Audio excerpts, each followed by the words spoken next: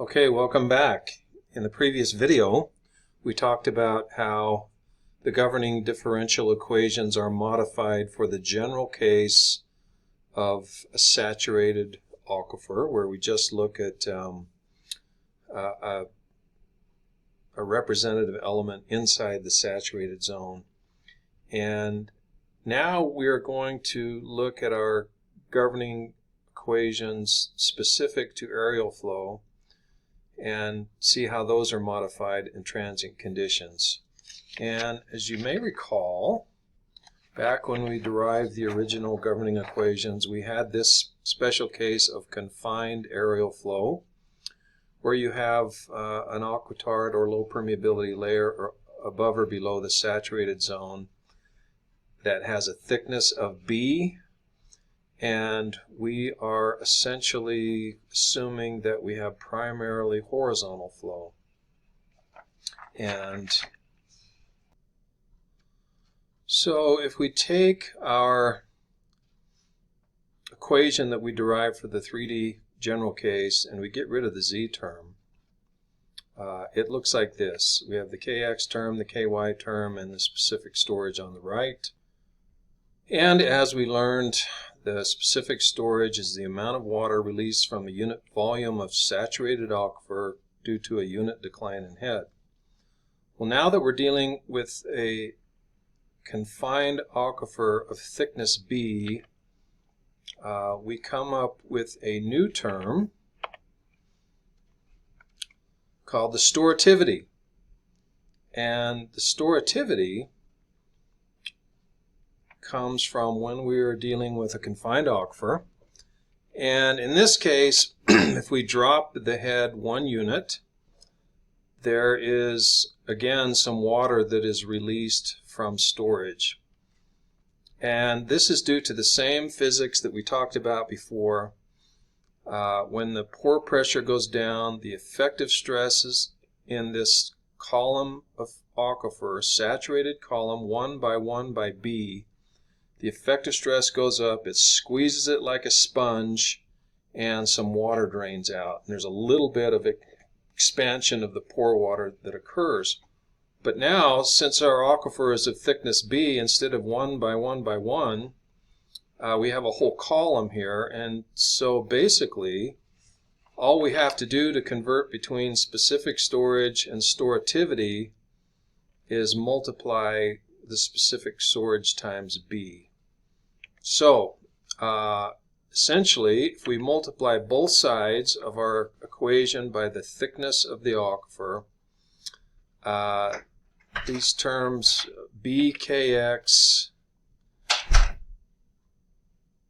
and BKY convert to transmissivity terms, TX and TY, and B times the specific storage converts to this storativity term S. So again, our storativity term represents the volume of water released from the aquifer per unit area. So it's that entire column of saturated soil due to a unit decline in head.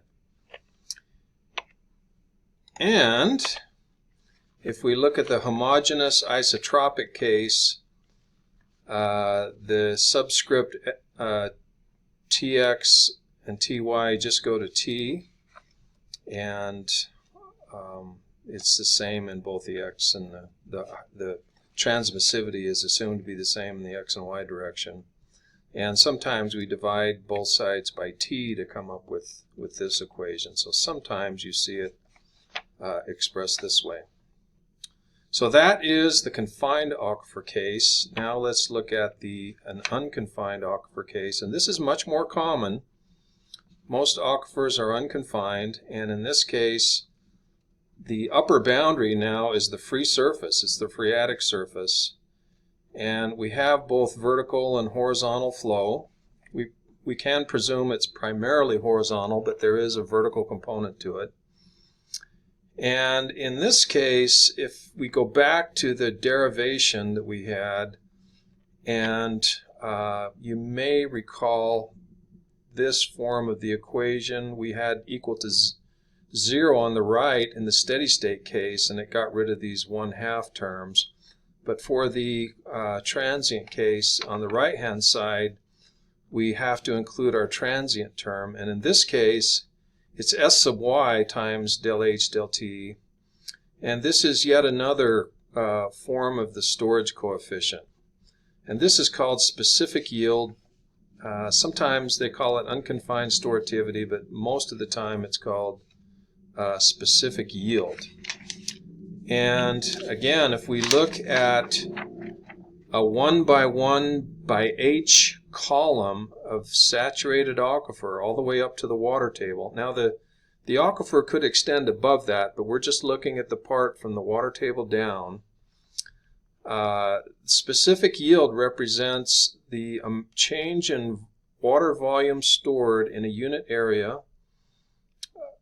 as shown here, due to a unit change in head. So if the water table goes down 1 unit, 1 meter or 1 foot, what happens is there's a certain amount of water that is drained off that column due to what we call gravity drainage. Now, again, if the head drops 1 foot, we still have the compression of the sponge issue that we talked about before, but that is overwhelmed by what happens at the very top here. In this top section, this 1 by 1 by 1 section, most of the water in the pore space in that section drains off. And that's a much larger quantity than what we get from a specific storage term, where it's just that matrix of the aquifer contracting or expanding. And so what happens is we say gravity drainage because the water drains out. It doesn't go dry. It stays a little bit wet. It's partially saturated. And so if you had complete drainage of that soil, the amount of water loss would be equal to the water content based on the porosity. But it's actually typically some fraction of that, because there is some amount of water which stays in that partially saturated zone. So a typical porosity for an aquifer would be something on the order of, say, 0.25 or 0.3. And a typical specific yield can be anywhere from 0.15 up to 0.2. So, yeah, it's generally a fraction of the total porosity. So another way to think of this is the saturated moisture content minus the residual moisture content. The residual moisture content is what is left after the water in the pore space drains out due to gravity drainage. Okay, so again, we have specific storage for a 1 by 1 by 1 section of a confined aquifer, of a saturated aquifer. Storativity, you take that, instead of 1 by 1 by 1, you multiply it by B, so it's the specific storage times B. And then this specific yield term is greater than both of those. It's bigger than storativity, it's bigger than specific storage, and it's due to this gravity drainage at the top of an unconfined aquifer. Okay, so that is the end of our discussion, and now let's move on and talk about how to set up a transient simulation in ModFlow.